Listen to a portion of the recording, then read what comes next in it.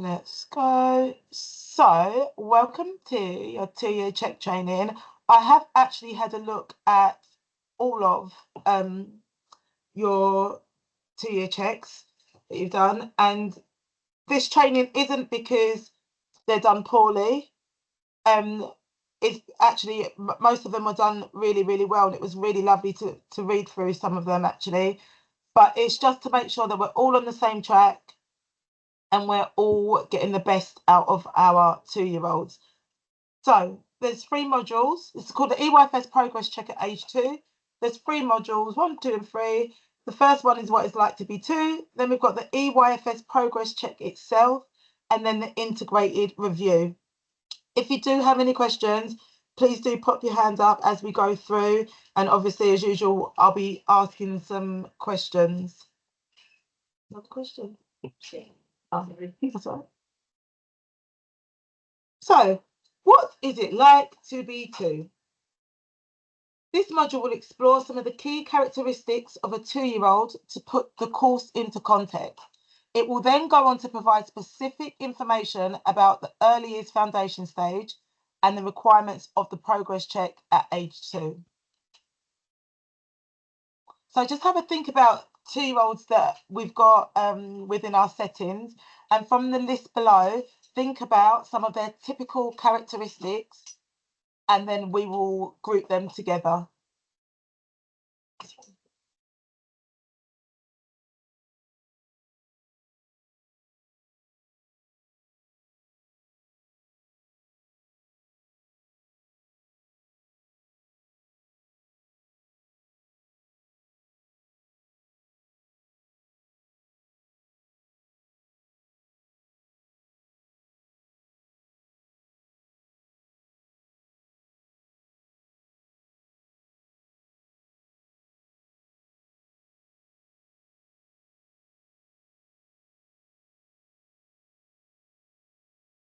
Okay, so we'll drag each characteristic into what we believe to be typical of a 2-year-old or non-typical of a 2-year-old. So learning new words.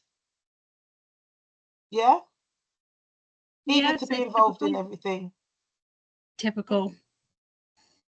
Testing boundaries. Typical. I feel like that one doesn't stop at any stage, I'll be honest. A willingness to learn. Yeah, I'd say it was typical. Beginning to imagine. Yeah. Starting to walk.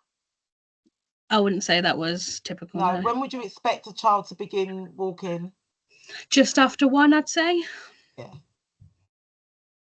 Being curious. I don't think that ever stops either. Becoming independent. Yeah, I would say that's quite typical. Sociable and making friends. Yeah, I'd say that's quite typical for a 2-year-old. Playing cooperatively. Yeah, that's a bit of a grey area. Yeah, I would say it's a bit of a grey area. So I guess that would mean it's non-typical. Yeah. And resolving conflicts. I'd say the same, definitely. I think I would. Oh, look at you guys. Everyone correct. Lovely. So it's likely that many of the characteristics we've looked at link to the eagerness to be involved and the willingness to learn. At this age, they are taking in all new experiences and using this to learn and practice new skills. Often, this can also mean testing out boundaries as they begin to learn what they can and cannot do, including sharing with others, moving to play more cooperatively, and exploring their own feelings and emotions. Those poor little babies. So, brief look at brain development. We know that children's brains develop more in the early years than at any other time. Specifically, between the ages of 2 and 3, the brain power increases at an astonishing rate. Improvements in children's thinking, learning, and memory skills give them all kinds of new ways to play, explore, and express themselves. It's important when working with this age group to understand these typical characteristics and stages of the brain so that appropriate age and stage activities, experiences, and boundaries can be planned for. These need to be adapted for individual children, as we know, building on what they can do and having high expectations for all children. So we've got an activity, we're going to read the statements and consider if we feel they should be true or false. So all 2-year-olds should sleep after lunch. False. Why do you think false? Because, well, again, I can only kind of relate to my setting. I find that in our setting, as they turn 2, they're starting to kind of grow out of that. Mercy, what were you going to say? I was going to say the same thing, because some 2-year-olds require it and go to sleep straight away, but you've got some 2-year-olds that they just don't want to sleep, and if they do sleep, it's for a very short time. Yeah. Janine? I think because it says all, and so obviously we're not going to expect all children to sleep. Some might sleep until they're 3, some might have stopped when they were 1.5. It's just each child's different. Lovely, thank you. Smaller or shorter group times are more suited to this age group. True. True. Why do you think it's true, April? Because their attention span is a little bit shorter. They obviously don't have as much sitting ability. Bigger groups can become very overwhelming and very loud, and they tend to kind of pay attention a little bit less with bigger groups. Lovely, thank you. Children in this age group will begin to follow instructions and use words and sentences. True. Children, you all sounded a bit unsure. Why were we unsure? I'm not. Okay. What were you going to say, Treasure? Some children are non-verbal, but does being non-verbal mean that you can't follow instructions? No. And I think, again, referring back to what Janine said, do you remember before it said all? Yeah. Whereas this says children. So, yeah. Honestly. Oh, guys, I didn't submit the answers. Correct. Most children during this time will start to understand and follow instructions, and their communication and language will grow daily. You can support this further by talking lots, singing and rhymes and stories. Children understand boundaries set and always follow them. No. At age 2.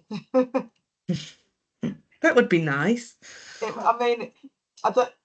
be lovely if they could just do that forever, all the way into adulthood, but here we are. It will take time for children in this age group to fully understand boundaries and be able to follow them all of the time. Boundaries need to be simple and appropriate for the age and stage of development. During this time, children will test them out, so it's important that all staff are consistent in their approach. Having enough resources to go around will mean the children in this age group will share. False. We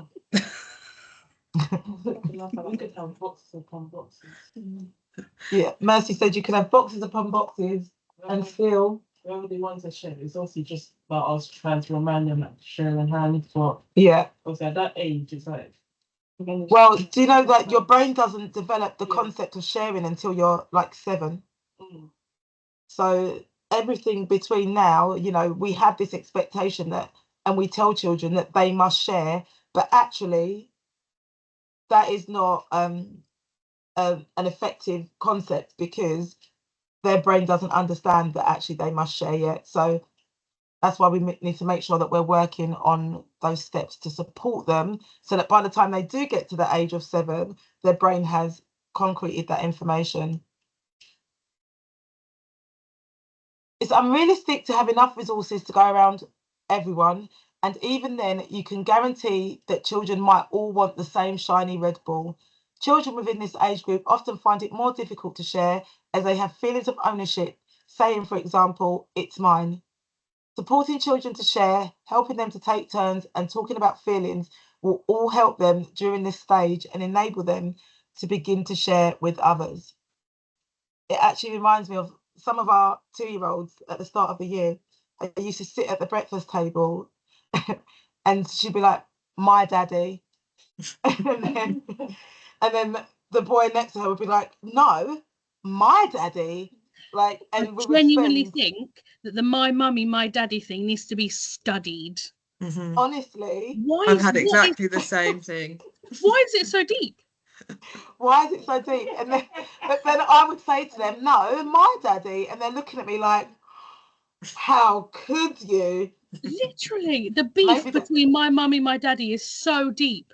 maybe that will be our next research project, April. We'll have to It should start be. one. That would be really interesting, honestly. Children in this age group should be encouraged to do things for themselves to promote independence. For example, pour own drinks, serve their own snacks and meals, put on own coat. Lovely. Yes, please.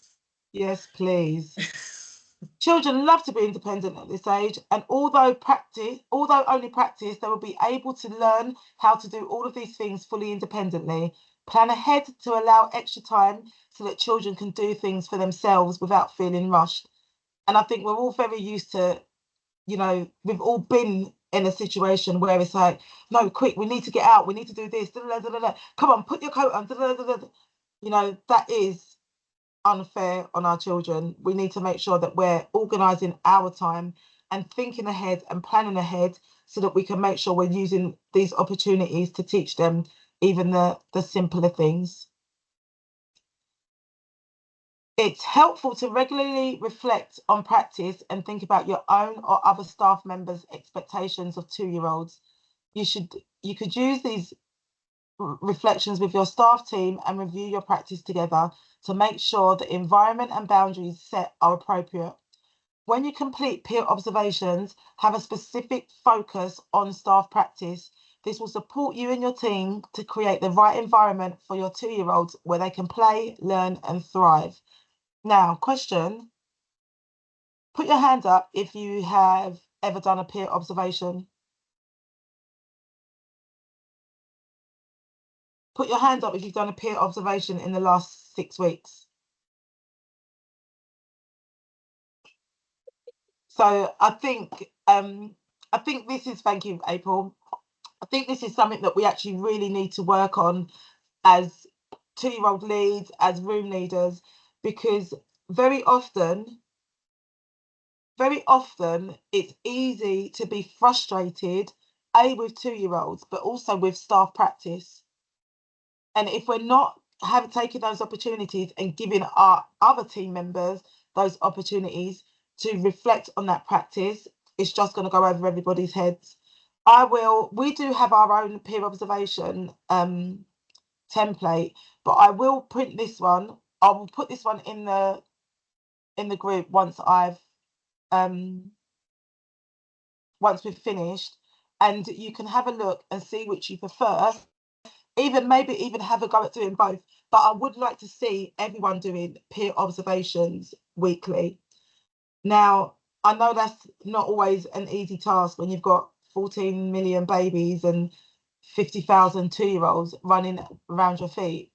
But it's important that we are reflecting on that practice and giving us staff the same opportunity to do so. Just like I came and reflected on you guys' practice yesterday, and I'll feed back to your managers today, I'm also going to get the same thing from my peers and from my seniors. So it's important that we're sharing best practice, but also reflecting on best practice as well. Tony. The EYFS in England sets out the standards that all early years providers must meet to ensure children learn and develop well and are kept healthy and safe. The EYFS learning and development requirements comprise of 7 areas of learning that must shape educational programs. All areas of learning are important and interconnected. This is made up of 3 prime areas and 4 specific areas. The prime areas reflect the key skills and capacities all children need to develop and learn effectively. They run through all areas of learning and continue to be fundamental throughout the EYFS. The specific areas include essential skills and knowledge and provide important context for learning. It's expected that the balance will shift towards an equal focus on all areas of learning as children grow in confidence and ability within the 3 prime areas. So I was speaking to some of your managers about this yesterday, because really when they're under 3, we will continue to focus on the prime areas. So when you're looking at your 2-year progress checks, I would expect to see the focus on those 3 prime areas. As they start to go into preschool and our focus shifts from growing their independence and their abilities into getting them ready for school, that's when I would expect to see their specific areas included within that. Who remembers what the prime areas are? It's a silly question, but I'm going to ask. Communication and language, Physical PSED, development, and personal, physical social, and development. emotional. Lovely. And what are the specific areas? Math, literacy, Understanding the understanding world, the world. expressive arts and design. Expressive arts and design. Do you know, you would not believe how many people trip up on that, because even though we know them, we don't say them. It's just something that we do. So select the 3 prime areas from the list below: physical development, communication and language, and PSED. Good job.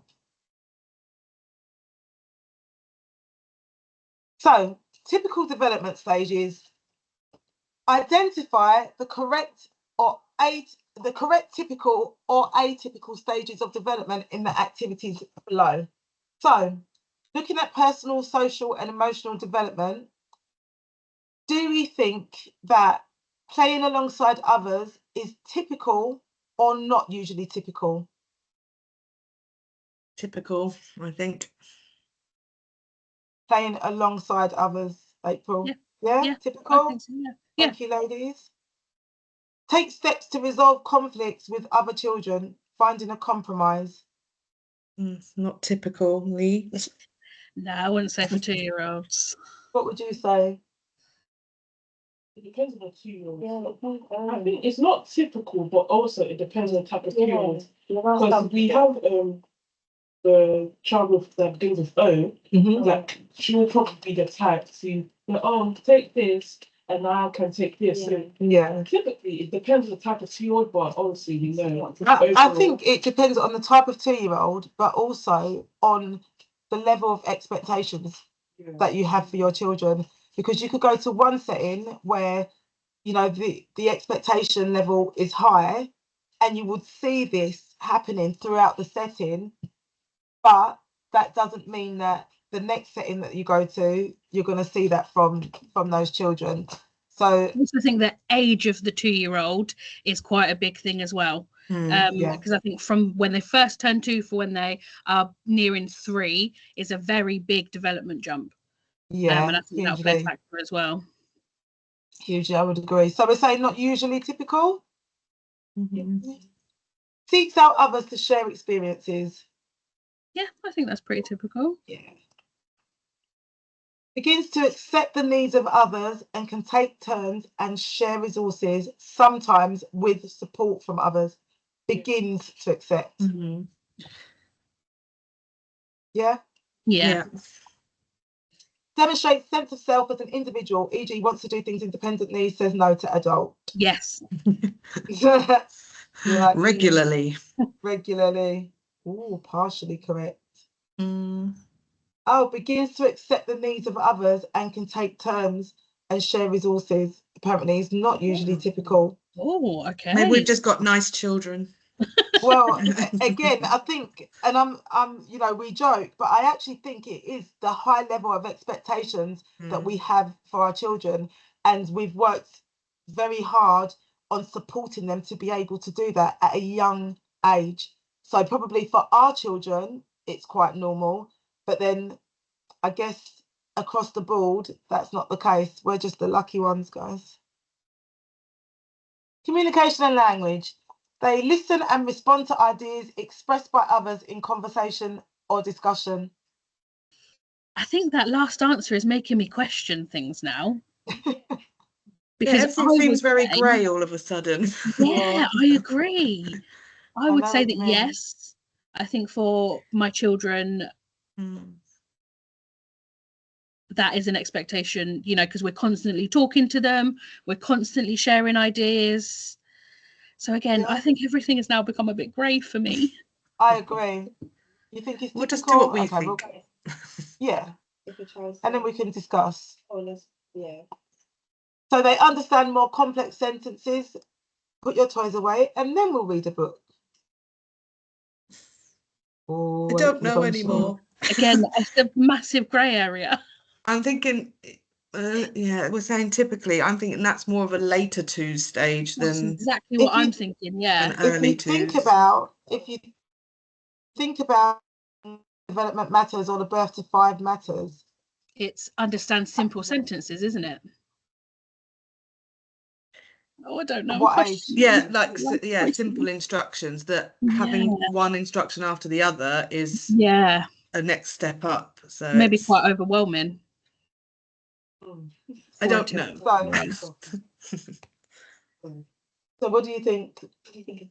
You see, these guys think it's typical. You guys are still in that grey area of living. Yeah, because I would say for a lot of my 2-year-olds, as long as we've kind of got that eye contact and there's not kind of that much distraction, I would say yes, my 2-year-olds would be able to follow a double instruction. But I would have said that the other one, my 2-year-olds would have been able to do as well. Yeah. Whereas we're let's be thinking more positive. Yes, possible. they can. They can. Not typical. Well, Mercy thinks it will say not typical, but if you believe that that's typical for your children, then let's go with typical. Because you know what it is? I think on data will say not typical, but even in the baby room, some of the older babies, I'll be like, I'm starting to do it. And I'll point while I'm talking. Yeah. I'll be like, can you put the puppet in the basket? Yeah. And one of the boys, he'll put it in the basket and start clapping for himself. Yeah. That he's done it. So I think. And he's what, 18 months? Yeah. I So still do that now. So Good job, Janine, babe. So I tidied up. Well done. Well done. All right, well, let's go with typical then. So they listen to stories with increasing attention and recall. I don't think that's typical, no. Don't you? I do. I think recall is the word that's getting me. Well, here. But if you think about if you do going on a bear hunt, by the second day, if you've done that story one day, you do it the second day, they will remember a part of that story. It might not be. That one's really thrown me off. We're doubting everything now. Yeah, it's that repetition that yes, they'll understand. It's repetition, not just from a book you read once and then 6 weeks later you read that book again, then probably no. But I mean, yeah, like they're gonna. I think sometimes they can just think of it and record, especially if it's their favorite book or their favorite character. But where we have like Sweet Potato or something like that, and they'll read it with us, like it, and they'll keep going to that book and asking to read it again because they like that book. And I think that's kind of a recall kind of thing. Or do you mean like what happens in the whole book? Yeah, not what happens in the whole book, but be able to recall parts of it or lines of it. Like that's, all right, let's take a vote. Green or red? But now I'm thinking, looking at it, they're all going to be green, and that can't be right. I'm looking at the bigger picture, and it's like, I think it's green, and I will die on that hill. Rigid attention may appear not to hear. They're complex. Yeah, they're very complex. Green, yeah. Dun, dun, dun. Oh, listen to stories with increasing attention and recall is not typical. Oh no. Oh, and the first one, listens in response to ideas expressed by others in conversation or discussion. So do you see how much actually practice matters? Yeah. Because we're saying that we know our children and they're able to do these things, but that is because of the input that they've received. That's crazy. That's what that is. Claire's there. So, physical development. Children are beginning to use 3 fingers, a tripod grip to hold writing tools. Typical or not typical? Why am I thinking tripod is 3 and up? Cylindrical, Yeah, cylindrical for yeah, twos, that's I what think. I'm thinking as well. Yeah. So not typical, just like that.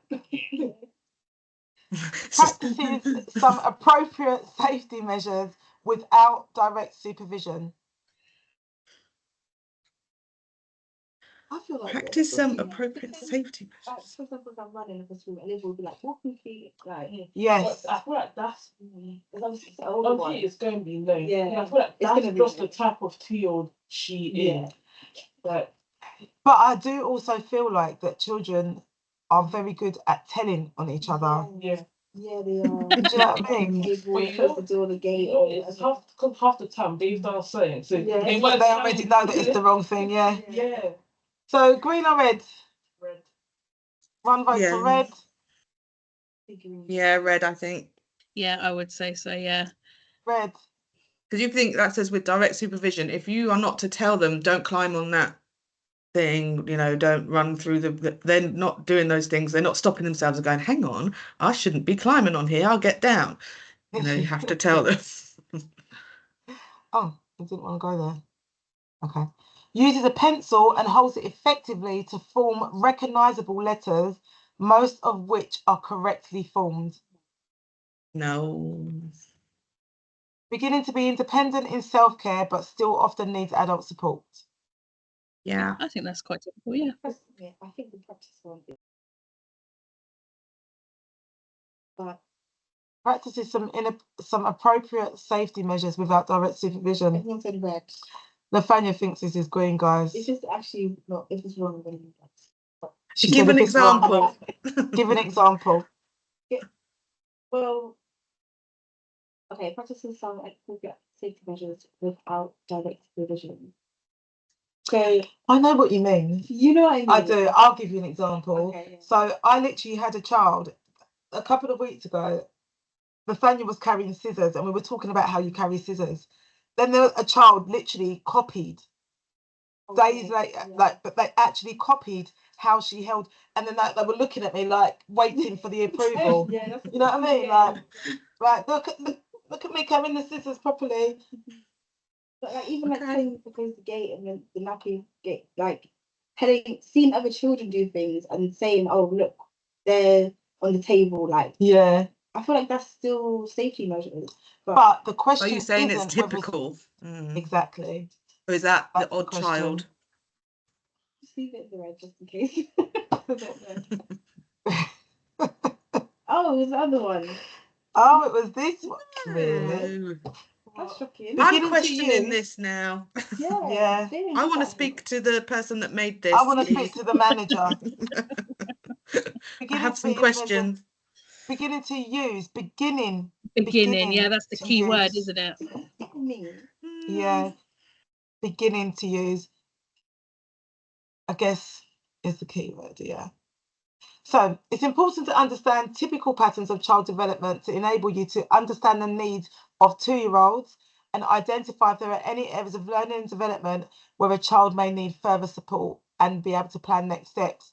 So I think for me, what I would take away from this task here is that because of the high expectations that we have, we're currently working with non-typical 2-year-olds, and that is because of the ones who have been with us since they're babies, the ones that have come through, but also the expectations that we have for those children as they're coming in the door, whether that's the activities that we planned.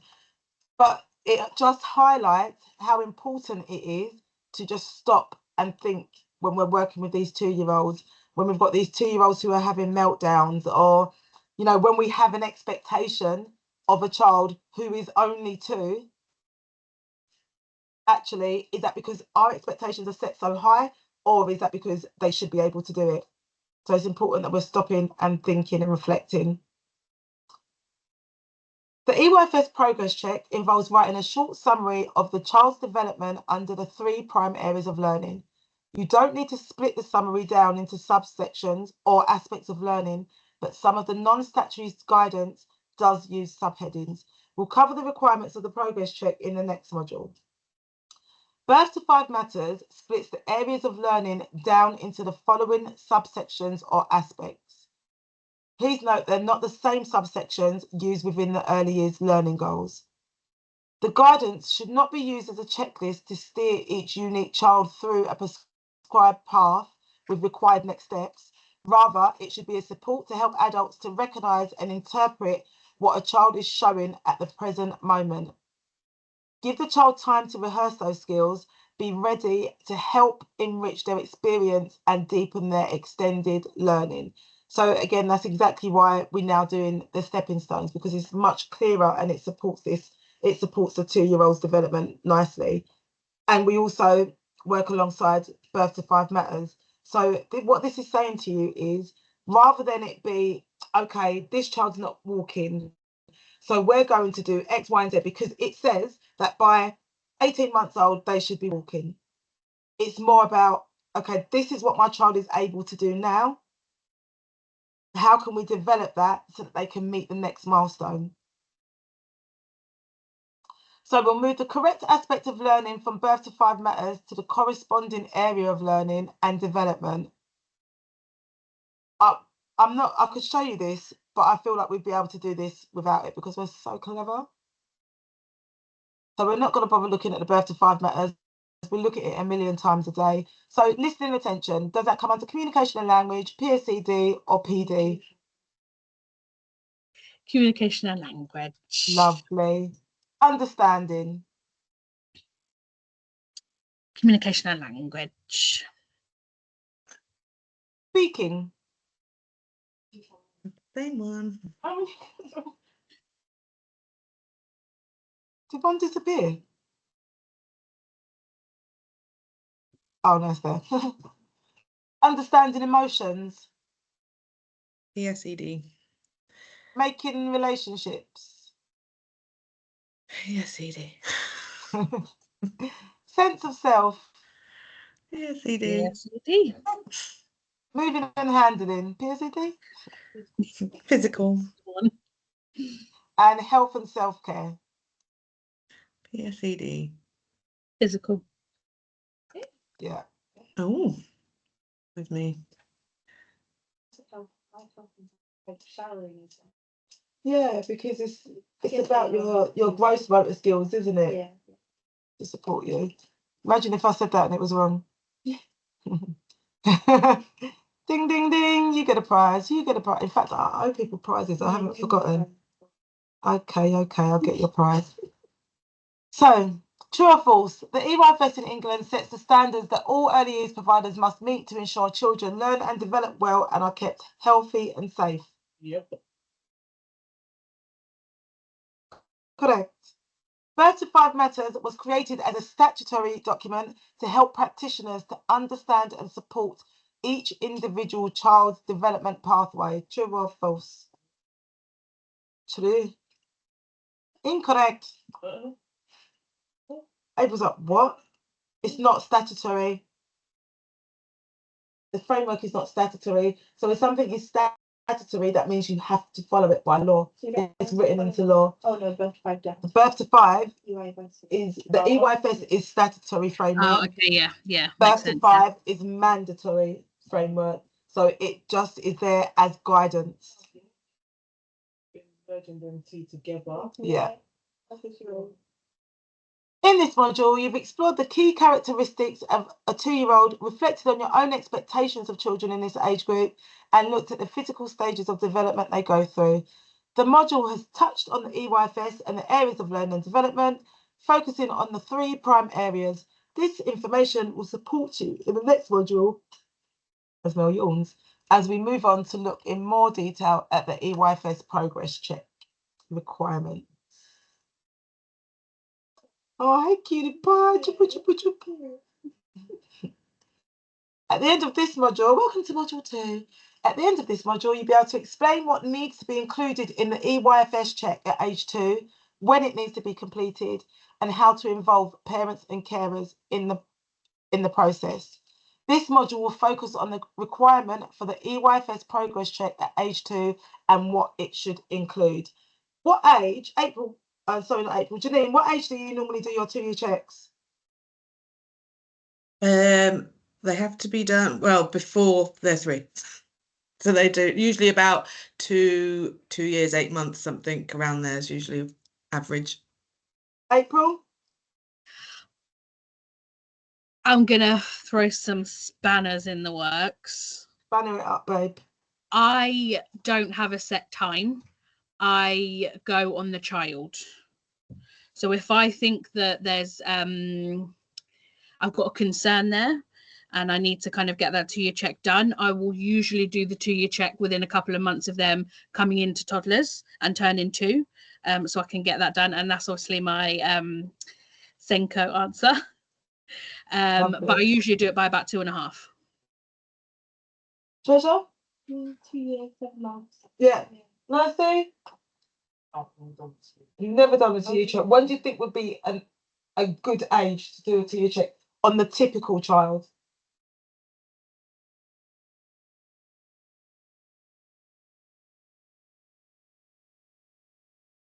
So between that 6 months and maybe 8 months. Period. Yeah. I like to do 2-year checks at 2 years and 7 months for the typical child. And as April has said, if you have a child like one that we've had recently who was 2 in August, and you already have those concerns about him, as April said, start the 2-year check now. Wait for him to settle into that space and then get your 2-year check done. So by 2 and 2 months, if you had a child that you had concerns about, I would expect, as a person who is monitoring 2-year checks for all of Blue Orchids and Happy Orchids, I would expect to see that as soon as possible. And that is what Maz would advise you. However, for the typical child, I personally feel like 2 and 7 months is a good age because they're fully settled into their environment and they've had that opportunity to begin to develop their own personality. So just letting Melissa in. Hi, Melissa. Yeah, they've had that opportunity to develop their own personality.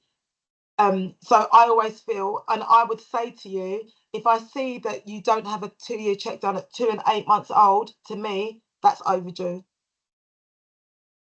How do you feel about that, April? Yeah, I'm happy with it. Yeah, 100%. Yeah.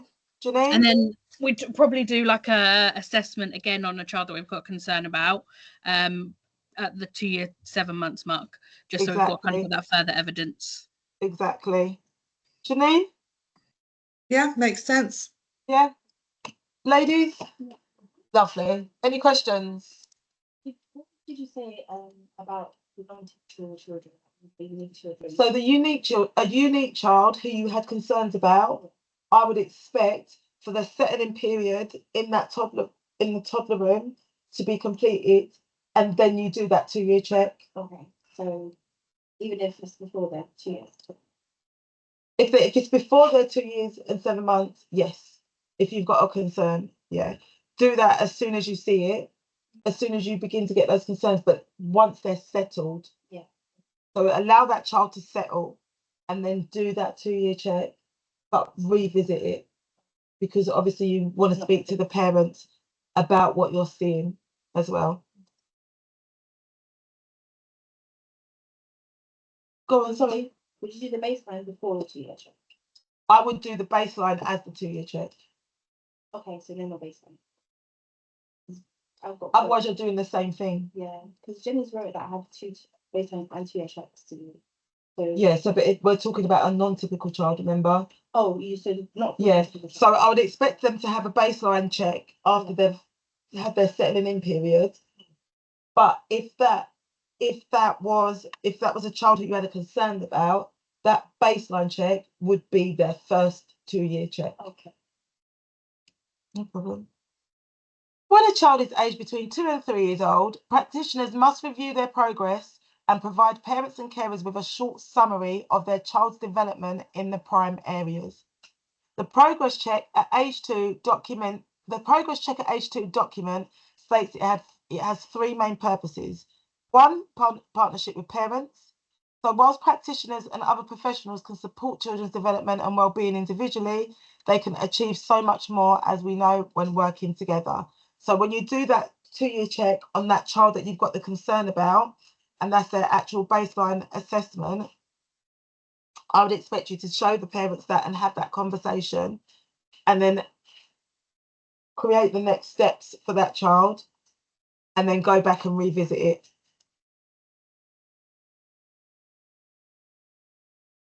So action for every child.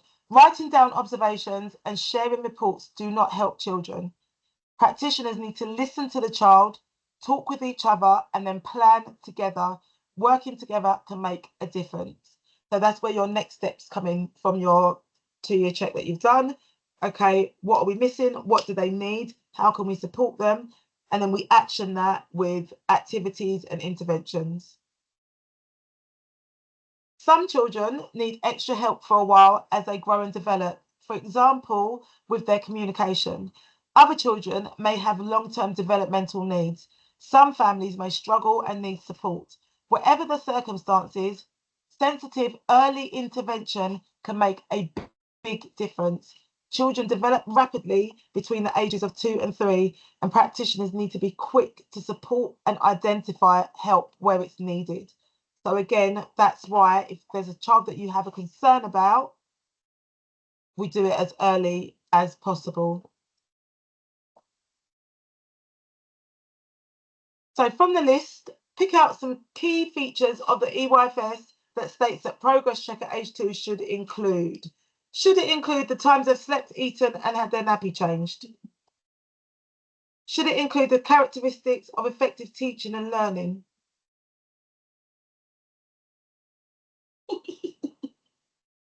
To report on this is good practice, but not stipulated as required. I think so. We've got 2 yeses. Anyone else?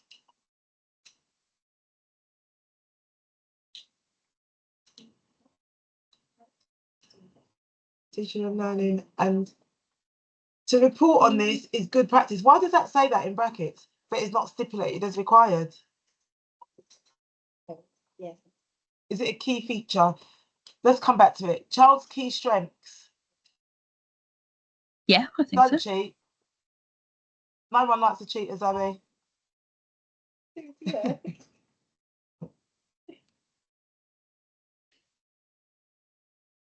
Summary under the specific areas of teaching and learning.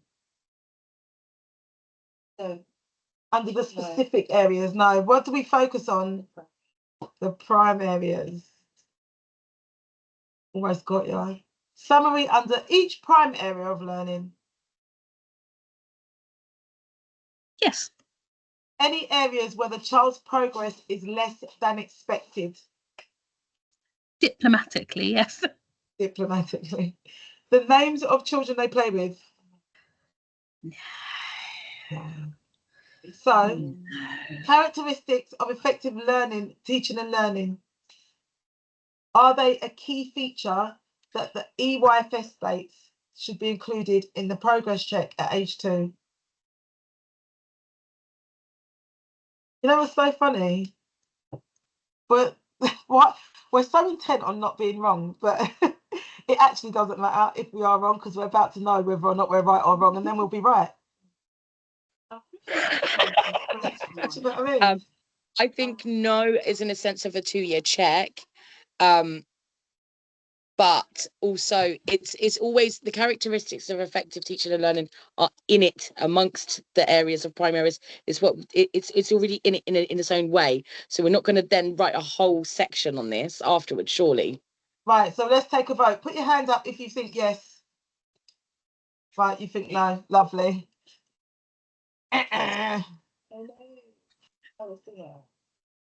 Oh, I think we. No, we You didn't accidentally click ticked the box. Oh, did I? You accidentally ticked I'm the so box. sorry. Yeah. So you were right. Well done, guys. Oh, no, you weren't right. It wasn't the first one. Characteristics of effective teaching and learning are a key feature. Yes, I did think they were, yeah, especially if you've got a concern about a child, because you want as much information in there as possible. Who remembers what the characteristics of effective learning are? Playing and exploring. Play and Active explore. learning and Active learning. Critical thinking. critical thinking. Yeah, but we don't like have sections of that. You don't have in there. sections, but it's a key feature because when you're writing about those children within their specific within prime areas, then that is what you are looking at. Are they playing and exploring? How do they play and explore? How do they actively learn? All of those Are That's what I meant they by imaginative? automatically Are already they written within our solving work. conflicts? Yeah, that is literally what we are talking about within the areas of learning. Oh, it's a lot of thinking, isn't it?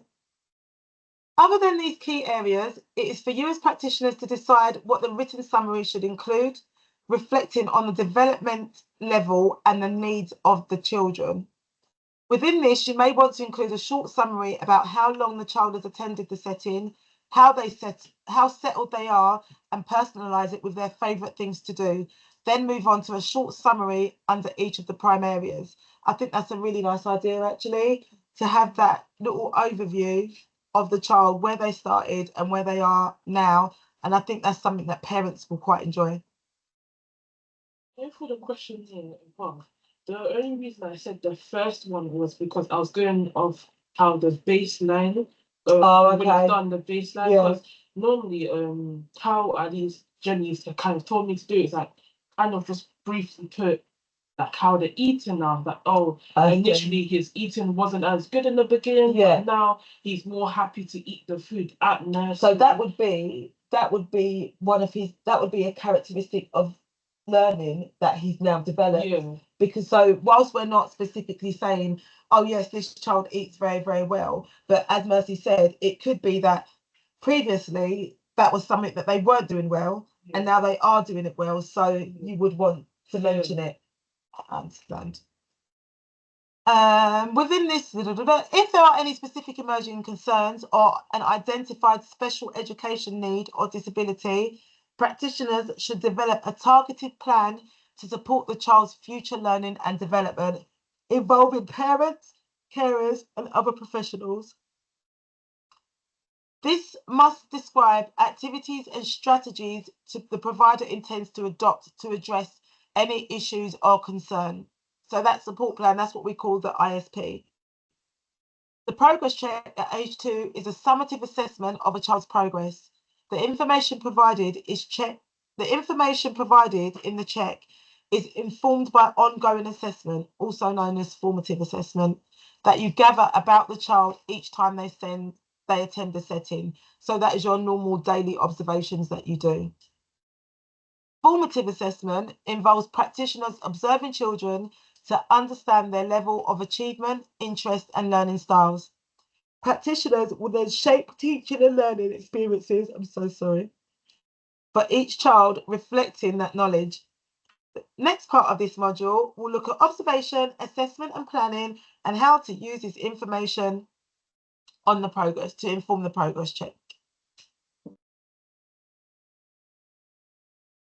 An accurate summative assessment of a child's progress at age 2 can only take place if you have an effective ongoing observation and assessment and planning process in place.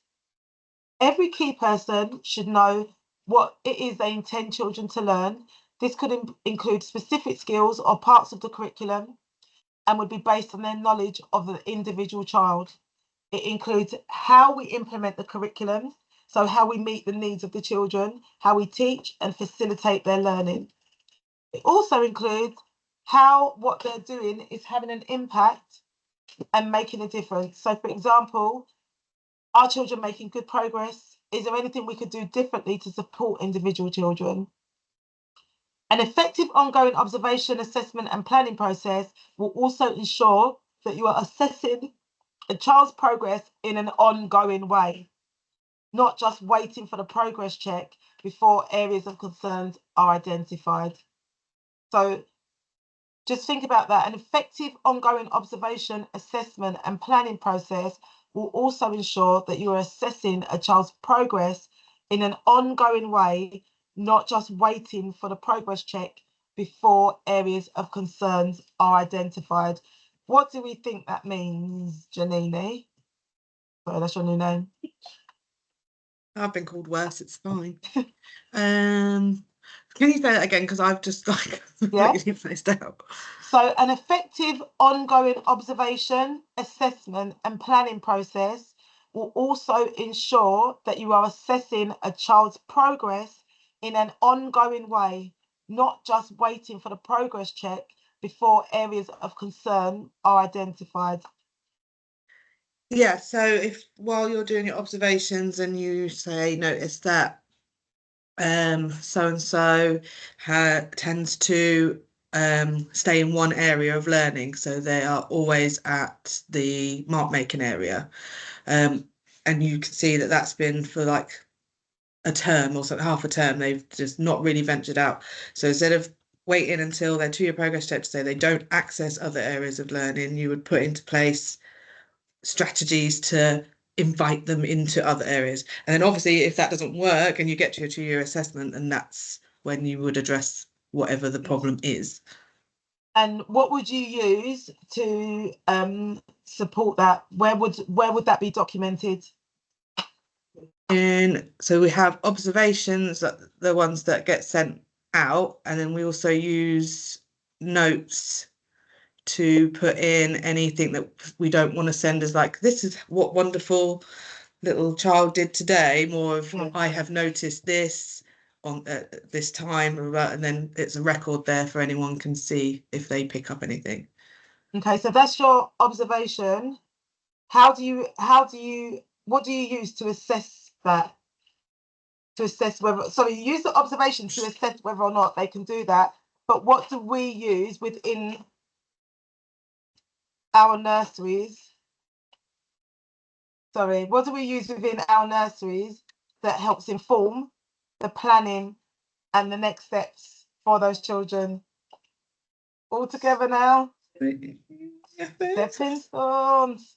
Stepping stones. Stepping stones. Yeah, your stepping stones are there to support the ongoing observation, assessment, and planning for those children. So all of those things, those lovely things that you just said, Janine, that is what we would then put onto the stepping stones to support the development, and we can also observe it and assess it from that one document and their written observation. Lovely. Even times, because even me, sometimes I did have a mental note, but mainly in baby room, most of the time it's mainly their physical development. Yeah. Especially for the ones that have just turned 1. But I think sometimes I'd have what their blooming term was, but it's like and they would achieve it, but sometimes like, I'll just do a new one when you they skip turn over it. Yeah. So. Yeah. Whereas now with the stepping stones, it's very visual, isn't it? And it's there, it's in front of you, and it's simple. In it, like I had to look at Janine's stepping stones yesterday, and it could literally just be a simple sentence of something that they're not yet achieving, but it's something that that they need support in. Yeah, we're going to take a quick 5-minute break so everyone can do a wee, sort themselves out, get themselves a drink, and I need to yawn because I'm very tired and I've been doing a lot of talking. So we'll pause there because Mercy needs to go to the toilet, and we'll come back in 5 minutes. Hasta la vista.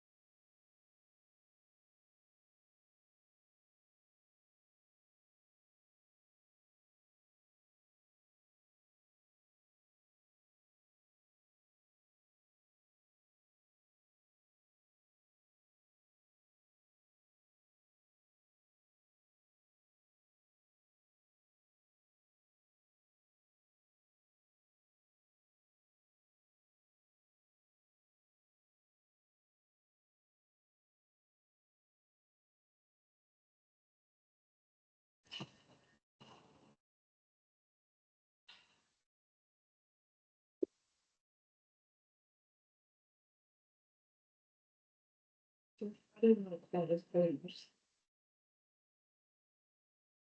What's the code yourself? Palmer, Stammer. Decent tune. yes. I'm recording this call, guys.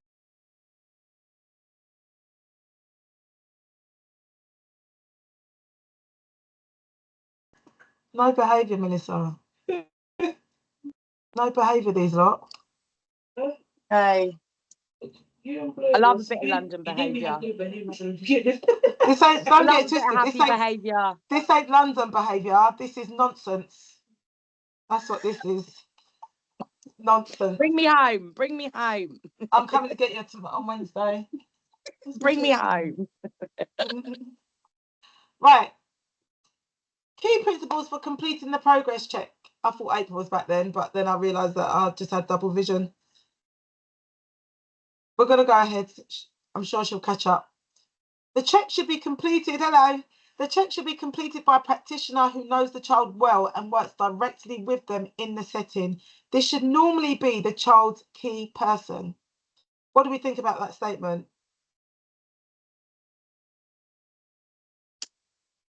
Yeah, I think it's absolutely correct.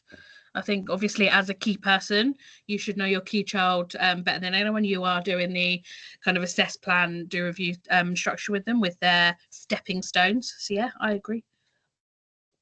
Janine?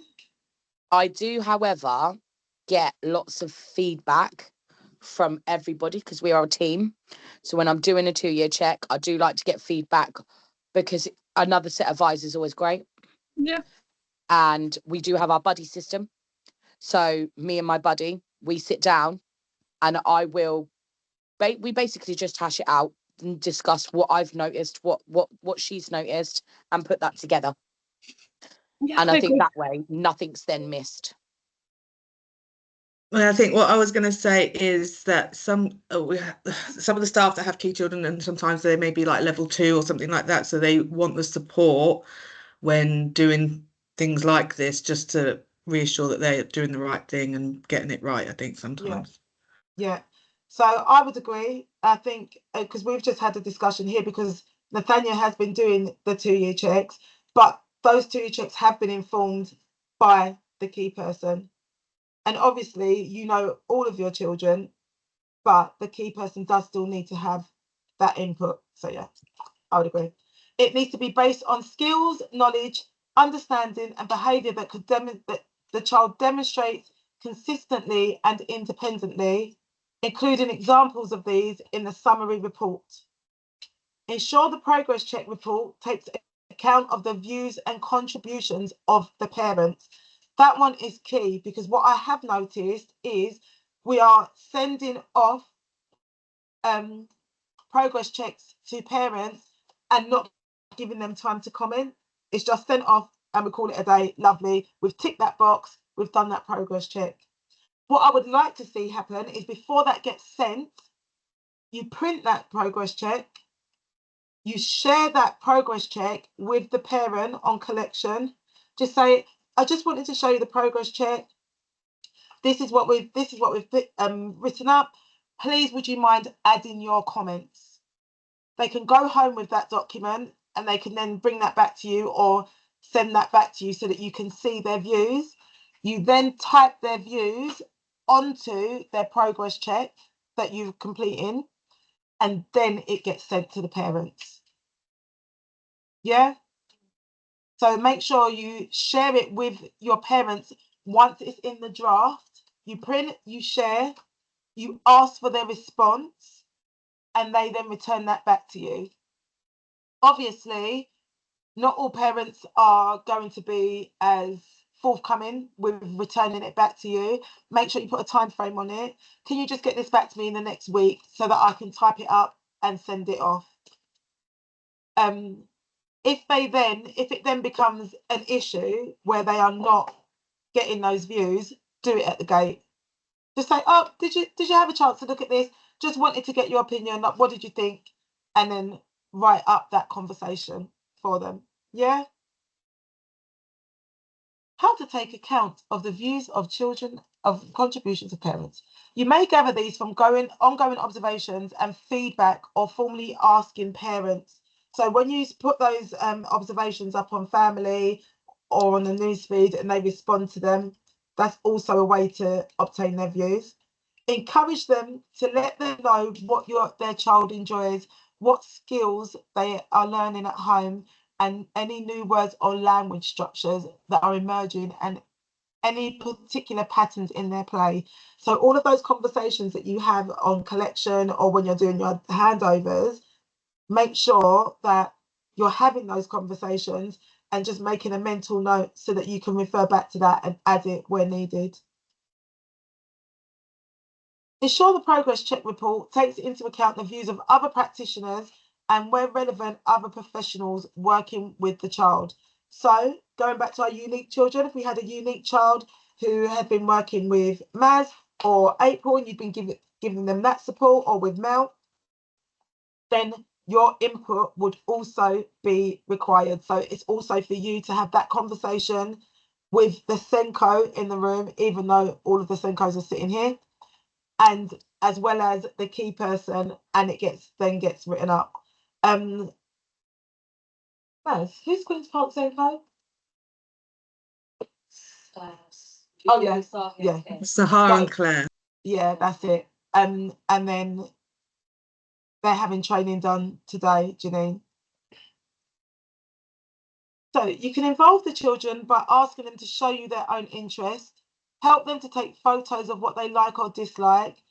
Where it is an age and stage appropriate, let them share with you what they have enjoyed or found a little difficult. Those without the language to do this may still share their feelings through non-verbal communication, for example, gestures and body language.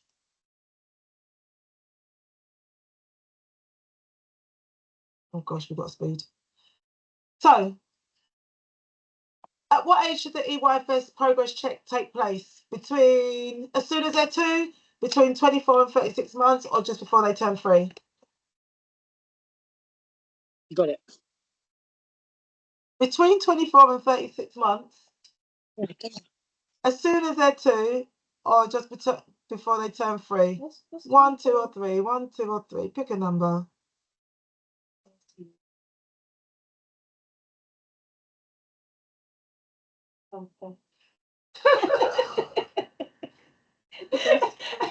You know, every word she was saying, to turn back. Yeah. Agree? Yeah. Yeah, I'd say number 1, yeah. Correct. So, what considerations should be made about the timings to complete the check?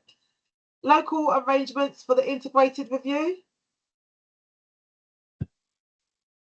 So an integrated review is when, that's a bit of a cheat because they haven't spoken about integrated reviews, but an integrated review is when the health visitor would come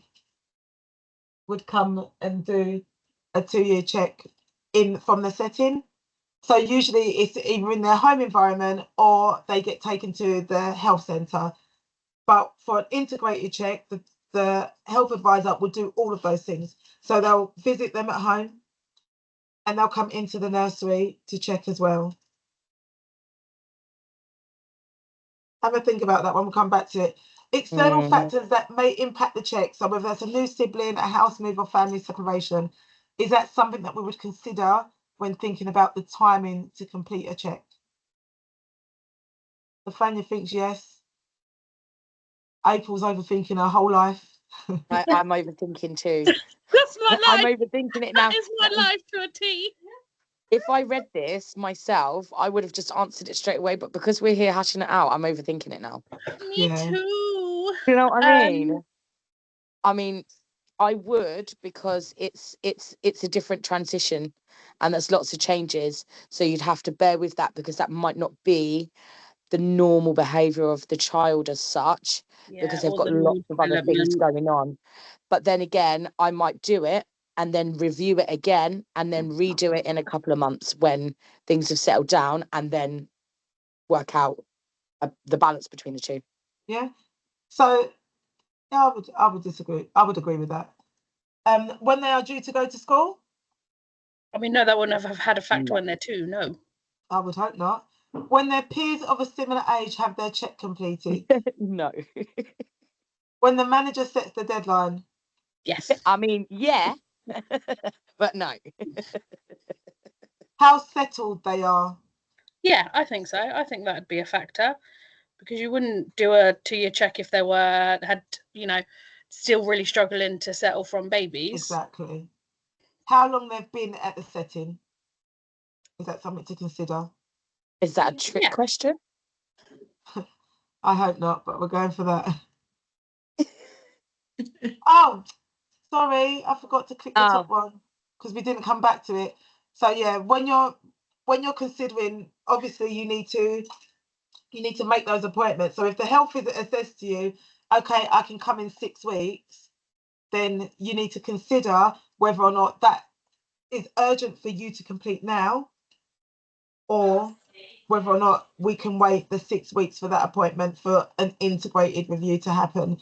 Unfortunately, they don't happen as much as they should, but parents are able to request one. So if you have a child that you're concerned about, that unique child that we were talking about earlier, and you want to do a 2-year check, but also you think that this child may possibly have some needs, I would specifically ask the parents to contact the health visitor and ask for an integrated 2-year check. And a lot of people don't know that they can do that. So then that child just ends up flying under the radar again, unfortunately. So that's definitely something new that I've learned today, because that's never come up in any of my other training. Well, that's because you didn't have me, babe. I mean, my bank of knowledge, my old age. From the following list, choose which ones need to feed into the progress check assessment. So, would we look at transition reports and feed those through? Would we feed through information from parents and carers? Would we feed through information from the manager or SENCO if there are any additional concerns? Yeah.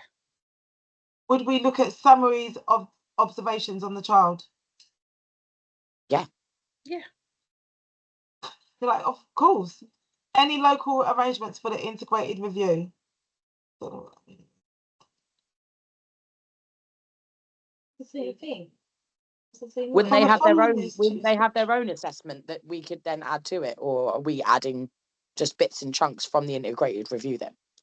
Well, the integrated review, because that to me, what that says to me is that once an integrated review has been done, then you're going to go and do one. Yeah. So, It's not saying that you put it that what's been told to you from the. So yeah, so there might be information from the integrated review that you then put into your 2-year check.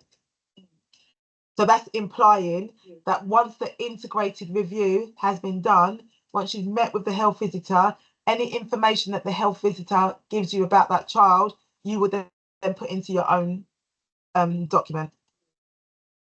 Information about the specific areas of learning and development. Remember, we're feeding little nibble. Oh yeah. I'm overthinking my life again. Because they can't all be right.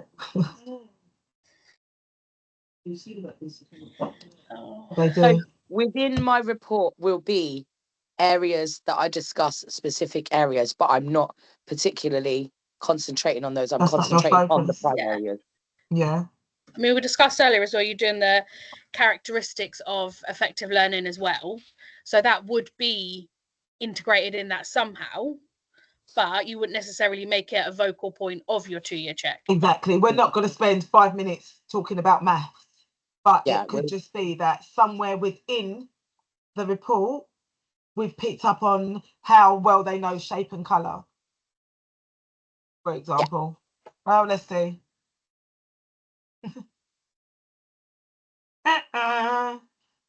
So apparently you don't feed through information from the transition reports, and you don't feed through information on specific areas of learning and development. So we Well, it spoke a says lot you don't earlier, need obviously, to. about comparing your how they were when they first started to kind of how they've settled. I think we're just a bunch of overthinkers. I think we're all just overthinking our lives. Well, I think it's because it says you don't need to, but you can choose to. You know? Yeah. It all depends on Need.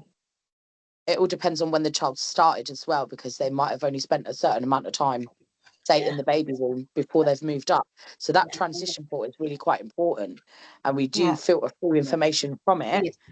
when I'm doing my 2-year checks to, like you said, to compare. But I'm not necessarily going to write everything from the transition report in my 2-year check. Exactly. And I think All right, I just need to go and give I think Wendy a that's bit of what they medicine. meant. I'll be right back. No worries. Yeah, I would agree with everything that you've just said, and I think it's important to, like as Janine said, you don't need to do those things. However, if we're looking at the individual child, if it's useful for that child, and and the direction that we're moving in with them, then of course do. It's not going to be. It doesn't have a detrimental impact, but it's not the main focus.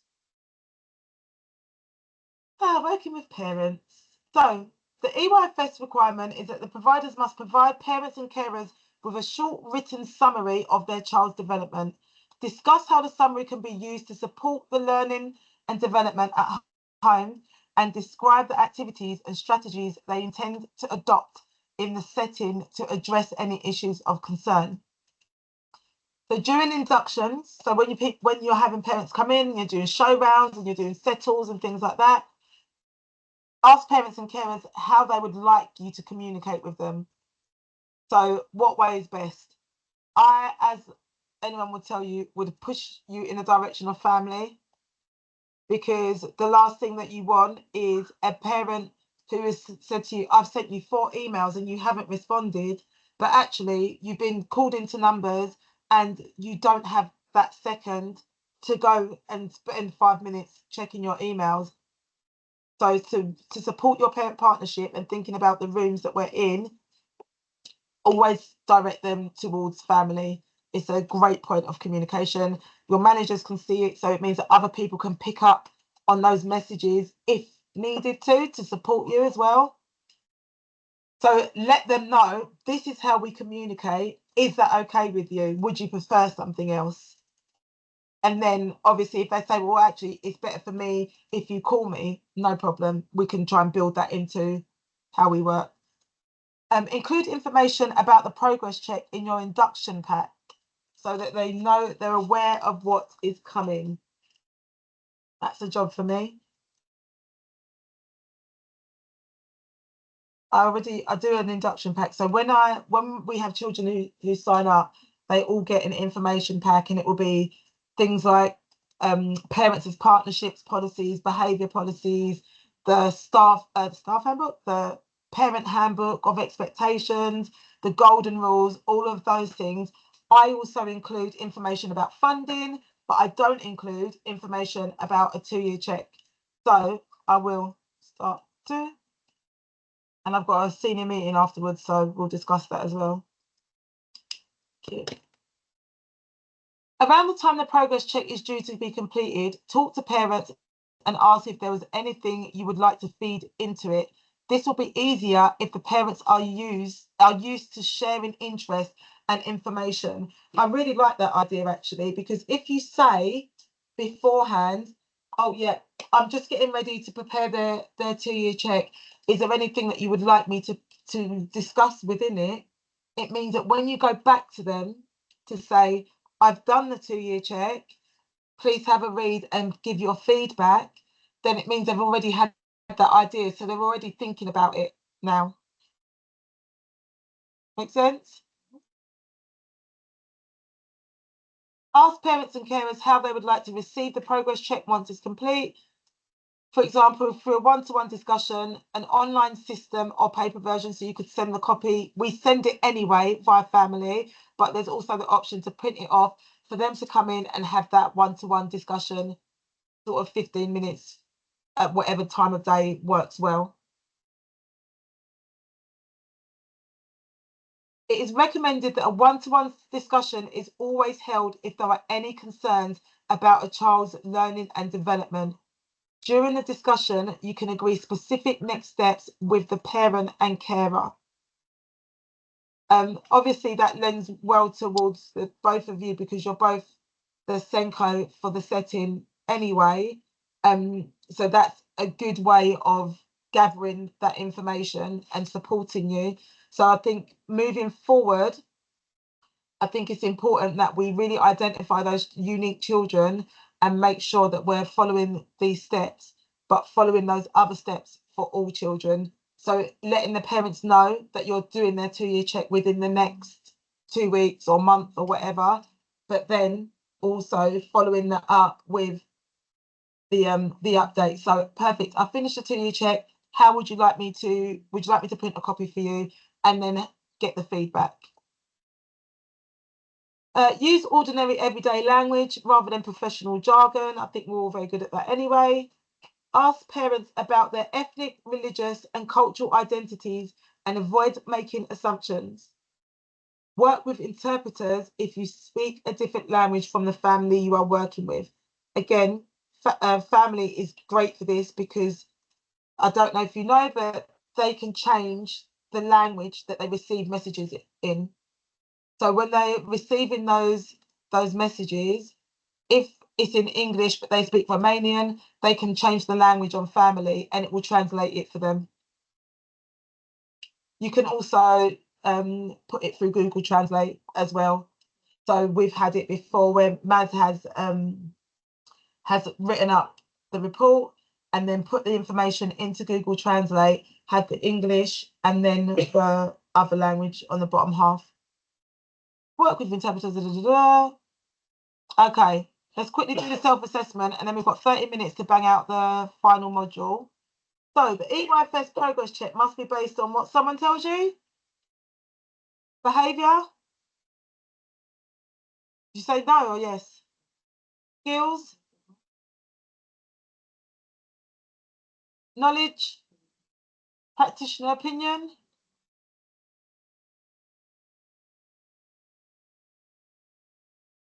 It's all around there. Ensure other staff take the cover. I mean, what do you mean opinion? Or what's actual or the yeah. Understanding. Their understanding rather than their opinion, because their understanding is factual. Like it's based on fact. Yeah, my understanding as a practitioner is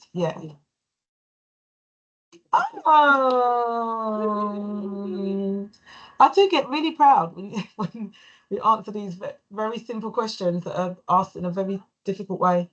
So, the integrated review, further support, and the tools available. At the end of this module, you'll be able to describe how the EYFS Progress Check at age 2 links with the integrated review. At present, there are 2-year checks of children's development between, there are 2 checks of children's development between the ages of 2 and 3. The EYFS Progress Check at age 2, carried out by education, so that's us, and the Health and Development 2-year-old review, carried out by the health teams. So that's your health visitor within the local authority, within your borough, which is very sad. I was talking to someone about this the other day. I think I was talking to Wendy and I was saying that how, like when my son was born, we used to go to the health centre every week and visit the health visitor and he would get weighed, she would check on him. Now, that is barely even a thing, isn't it? Like, yeah, it's not really a thing anymore. People do still go and get weighed, but they've reduced the times that you can go. Cuts within the government have made it really difficult. Yeah, I agree with you. It's quite sad, really, because you're not making those early connections. Do you know what I mean? Within 5 years, that completely changed because I had one son and I was going there weekly, doing everything like they did, weigh-ins, check-ins on our mental health, everything. And it wasn't just about baby, it was about mum as well. Yeah. And then it switched to me having my second son, Alex, and I didn't get seen by a health visitor for nearly 2 years. From day Wow. 10, unless I physically reached out myself, no one saw me for 2 years until I went for my 1 year check and things like that. But that was based in the doctor's surgery. Yeah. And it's not a very inviting environment for a parent. Exactly. And what if I was a first time mum in that sense? That wouldn't have gone down well. Yeah. Yeah. And I think it still makes you wonder, all this tax that we're getting, why is it not being put into education? Because even because the police station just up the road, Jenny said that there's no one at reception. You can't just walk in. Yeah. Like Even the local police so station. it's like, why, if we're paying all this tax, why is it not going to education? And why is the police, as big as that office is, this could turn into a tricky conversation. Listen, that's going to have to be a whole other call, because don't even get me started on local politics. Yeah. Right. So since 2015, the government has encouraged local authorities, health visiting services, and early years providers to work together on an integrated education and health 2-year-old review process.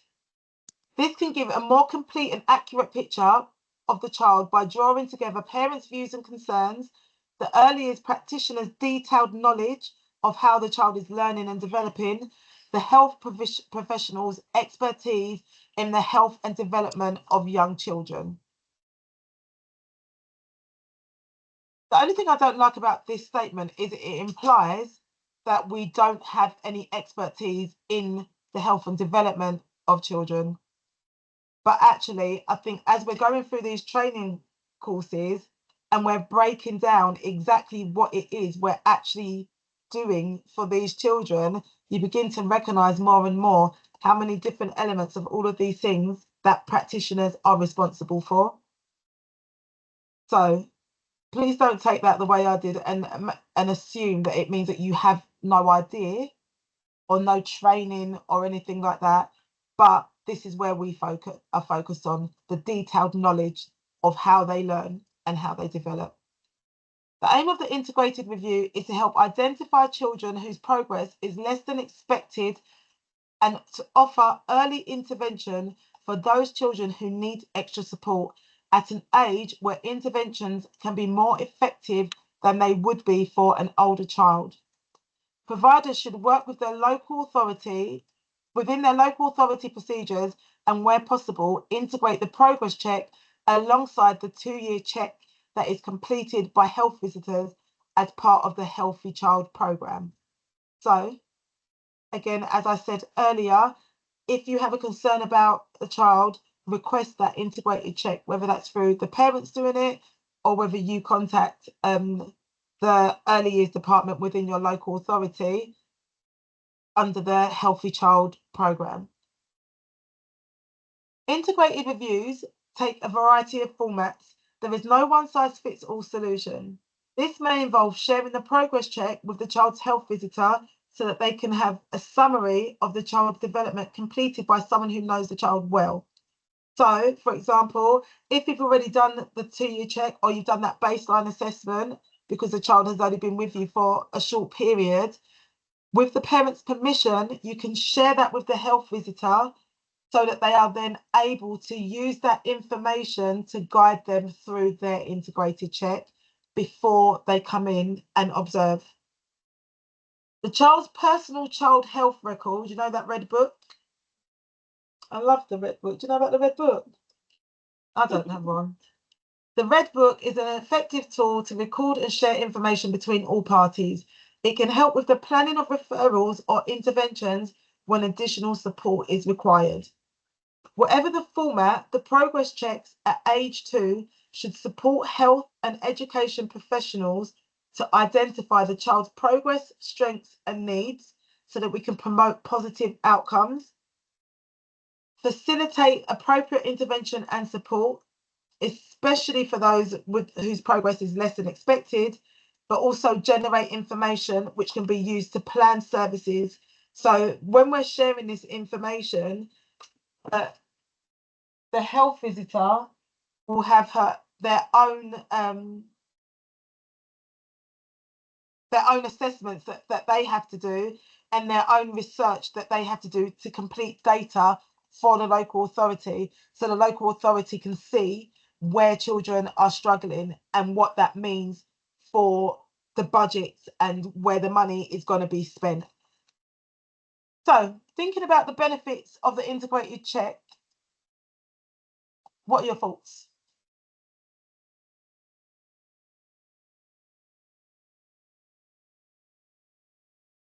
Do you want my total honesty? Go You on, know I give couldn't me help. your total You know I honesty. couldn't help myself. Okay, you know what I'm like. Any excuse to have a chin wag.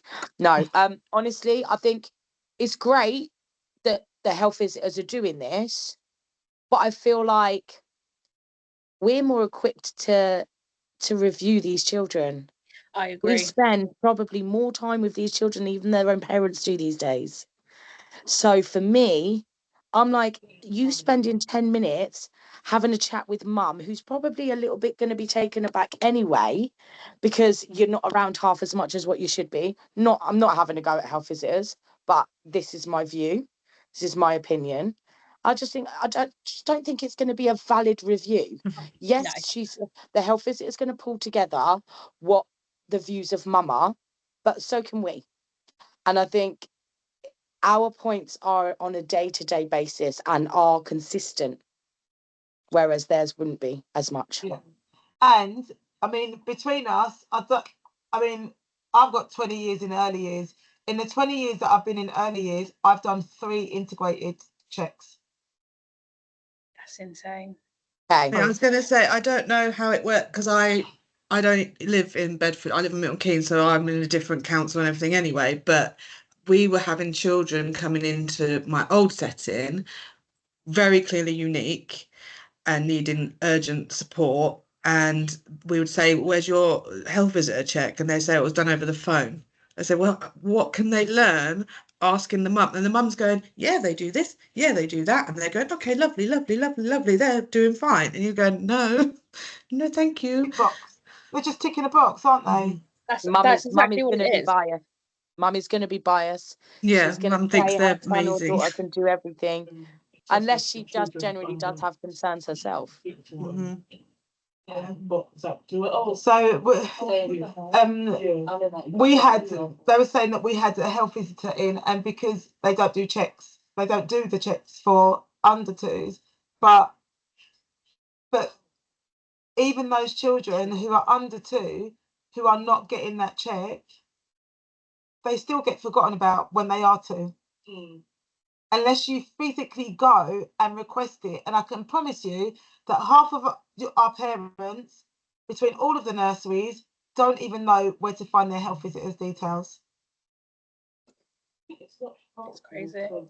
At least for us, we're good. They're going from a room of where we only have 9 children max to now a room where we can fit about 25 children. Yeah. As you said, they are going to be forgotten about because toddler room is always that larger room, and where you've got bigger characters that do kind of fill up the room and they might be more quieter, it's like they are going to unfortunately sometimes go into the background. Yeah. Like even obviously it's never on purpose, but it just happens naturally. Yeah. Because Yeah, I think the fact that they're not doing under 2. So I'm doing a level 3 SEN course at the minute, and the thing that they are really pushing is early intervention. Early intervention, early intervention, early intervention. I'll tell you something, they started pushing early intervention in 2013, right? That was when it became an actual thing. And in 2013, they were pushing early intervention for children aged 5. That's crazy. Yeah. Because I was working in schools at that point, in early years And in it only schools, got worse. and I was That's the early 12 years intervention ago. officer. That's crazy. The But whole it of was my for children lectures. aged 5. That's crazy. Every single one of my lectures is just talking about how important it is that you get that early intervention and that you support that child for the foreseeable as early as possible. Yeah. Because we've all been in a situation where they've got into preschool, you kind of had concerns, but you weren't really that sure. You tried to do what you could, but then they've gone to school, and because nothing's been set in stone, everything's fallen off and they've started day dot from scratch. So I think not seeing them under 2 is not doing anyone any good. The reason is because, so I was in that situation with Dawood, because when you have your 2-year-old check by a health visitor, there is no information in between, because these days children are showing early signs of developmental struggles at a very young age. And the issue is that after they turn 1, when they have their 2-year-old check, they don't actually have their 2-year-old check at the age of 2. By the time you get seen is when they're like 3 years old. And that happened with my son. But obviously, I'm in a position that I kind of know who to contact and who to go to. So when I went and did my 2-year-old check for my son, the health visitor was like, "Oh, you done everything already, so I don't do anything." But can you imagine those parents who have no clue? And by the time they get seen by that's why it's a government issue. It's they look at it properly and how they. But what I'm saying is they have, because it used to be at age 5. And then they recognised that children were beginning school with all of these needs and no plan in place.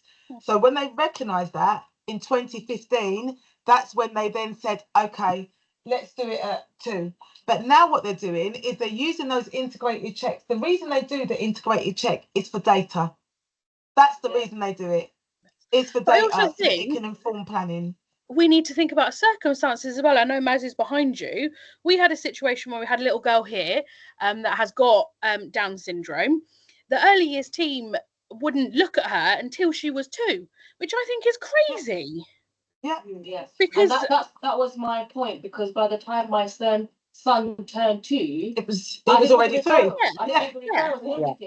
with things like that, it's not she might do, she might not. There are going to be developmental issues there, and if that's what and there's we've got a diagnosis and things like that, what difference is it going to make when she turns 2? And also, you can have a child who's 1.5, and you might think, oh, okay, I think there's some developmental needs here. Let's put some things in place. That's that early intervention, and it could actually mean that by the time they get to 2.5, ready for their 2-year check, actually all of those things have been eradicated because we've put this in place. Absolutely, and it's not even the fact that you send everything off and you get them on that, when they turn 2, but then you're then waiting. Because they don't come out and see them the next week. You're then waiting for them to get back to you, waiting for them to come and assess, waiting for that report to come back. So it's not as they turn 2 and everything falls into place. They turn 2 and then you've got to start the process. Exactly. I'm sorry, I'm on my soapbox. It makes me so frustrated. The waiting list is so long that actually by the time they get to a point where we can now start to look at how we can support them, they're about to go to school. This is 100%. This is 100% my story, guys. 100% my story too. And I think sometimes with some parents, because it's not done till so late, it's hard for them to wrap their head around that their child could be a unique child. Like then again, one of the parents we do know, it was hard for her to come to the fact that her child could be a unique child, because what do you mean my son's 2.5? And because it's us saying to them, but it's not someone from maybe a health visitor where they are trained to, as much as we're trained to spot these things, but it's also they're trained to spot it and diagnose. So because in that essence it's not from professional quotations, it's like, what do you mean he's about to enter? So it's like it's harder for parents to actually wrap their head around it because it's so late. And I think that's why it's good, I think, for everyone across the board to have some sort of training in SEND. Like for now, like I can see and watch other children and say, okay, I've spotted this and this in them. Maybe this like similarities in another child. So I think with training and experience, it's easier to spot. A health visitor is never going to see your child at the age of 2 or 2.5 or 2 years and 8 months. They take a very long time to see you because they've got a backlog. So when it came to my son, he was 2, and am I going to wait 6 months for the health visitor to referral by the time they see him? So that's why our job is so important that, yeah, there's a threshold of 2 in some cases, but like we just need to do referrals. Yeah. We just need to do it. We can't wait for a health visitor now because by the time they see the child, it's just too late. And like April said, it takes like 6 months to a year for referral to actually be on the table. Yeah. That's why it's good for parents. Sorry, just quickly. I think that's why it's good for parents to also kind of be on the same page with us. Yeah. So we can be doing observations and finding from our end to get them the checks they need and health visitors they need, but also parents or from their side can also fight it from their end. Exactly. So at least it's not just one side. Okay, you're just. I know some health visitors will be like, oh, but you're just a practitioner. As much as you're with them, is the parent even on the same page? It's about that working together, isn't it? I will order for all of you guys, one of these cute little books from NDNA. I've had them before. They are quite helpful. So I'll order one for each setting and I'll get those sent out to you. So quick self-assessment and then we're gonna do the end of course quiz. 13 minutes left, let's go. The intention of the integrated review was to bring which services together? Local authorities and health visiting, early years providers and parents, local authorities, health visiting and early years providers. Yeah, I'd say that one. The last one. I'd say the last one, yeah. Yeah, good job, lovely. Of course. I always get so scared. I don't know why. It's not normal. You know, I think I've been in like 3 different meetings with you, Mel. In each one, you're like, the end quiz. Imagine. I'm sweating. The EYFS states that you must record progress in the progress check at the age of 2 against which areas? All areas, prime areas, specific areas. Prime. In the birth to 5 matters, listening, attention, understanding and speaking are all subheadings under the aspects of communication and language. True or false? In birth to 5, moving and handling, self-care, blah, blah, blah, blah, is physical development. Who should carry out the EYFS progress check? The person who knows the child best, usually the key person, the manager, the Senko. Number one. We're definitely getting 100%, guys. The way this thing is. I know, then it will ask us a question. We'll be like, but what do you mean?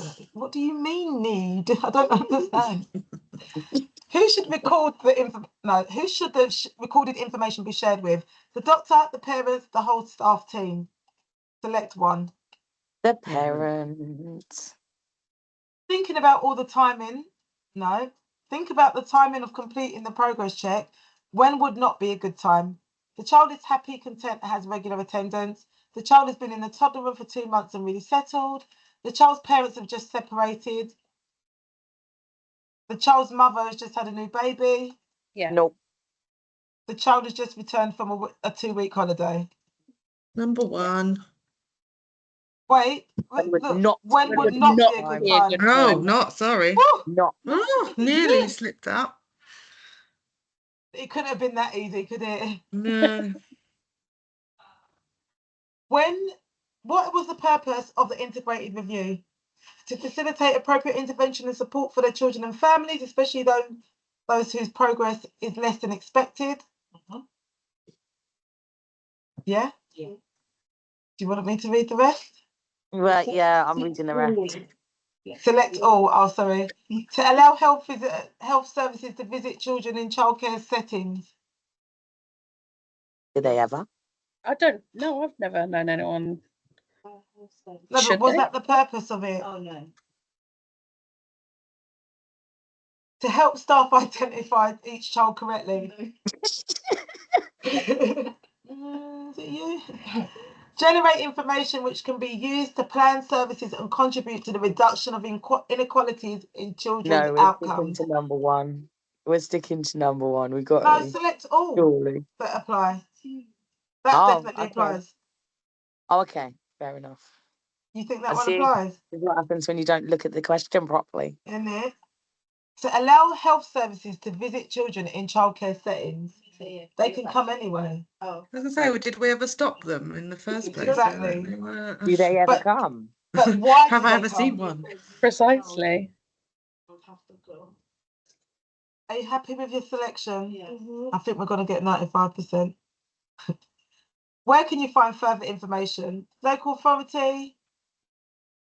National Day Nurseries Association? National Children's Bureau? I think. What is that?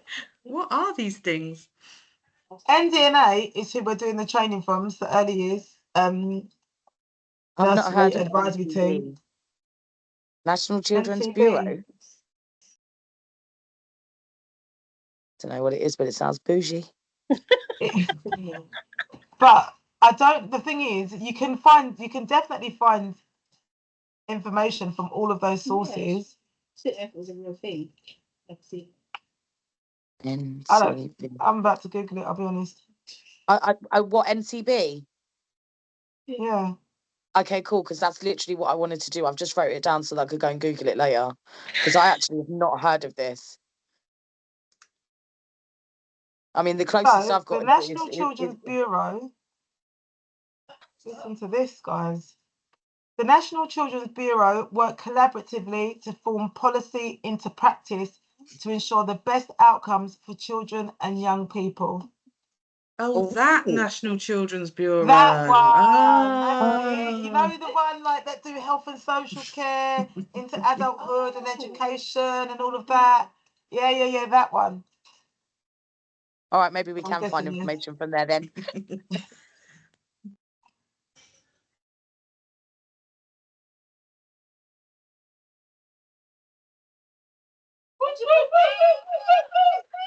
Give yourselves a clap. Hey. 100%. Happened to the 95. We got 100. 100%. Big up yourselves. That deserves 7 minutes of a paid break for you all. 7 minutes. 7 minutes. Because we finished 7 minutes early. Oh. 7 minutes in heaven, eh? Listen, of a paid break, you're very lucky. You're welcome.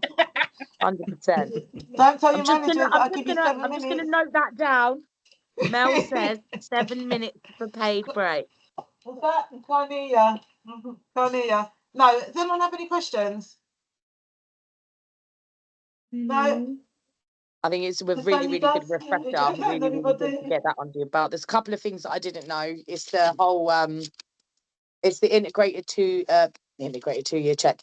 It's this integrated thing with the health visitors. I didn't know that this happened as much. Like you said, you've only done it 3 times in like 20 years.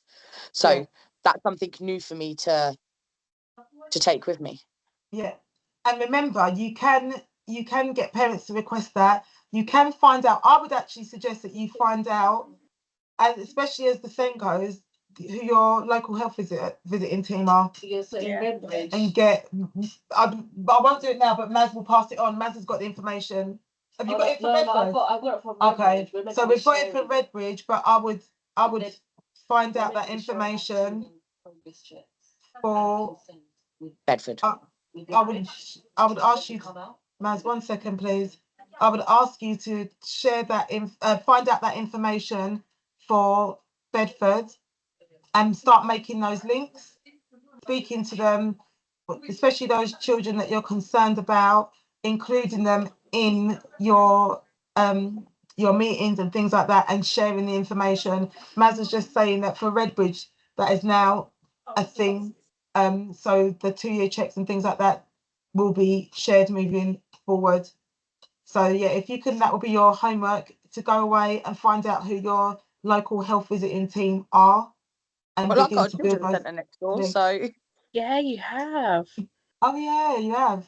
well, I'll just take a walk on my break and find out. And Queen's Park have as 7 minutes. well, right? Yeah, Queen's Park have got one too, yeah. Yeah.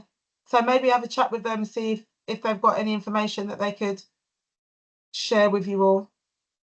Yeah. 100%. Lovely. Right, give yourselves 5 minutes. Enjoy the rest of your afternoon. Thank you so much for your time. Mwah, mwah. Thank Sweeties. you. Bye. Thank you for your time too.